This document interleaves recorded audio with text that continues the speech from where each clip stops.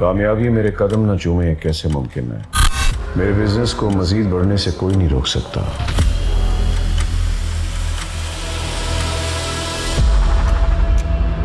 मैं तो ऐसा चाहती हूँ कि मेरे साथ भी ऐसा अच्छा हो जैसे तुम्हारे फादर हैं।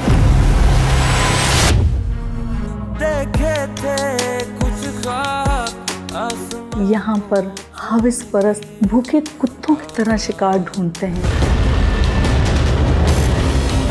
अपनी सारी फोर्स लेकर जंगल पहुंच जाओ। मुझसे तकरार करने की जुर्रत किसी के अंदर नहीं।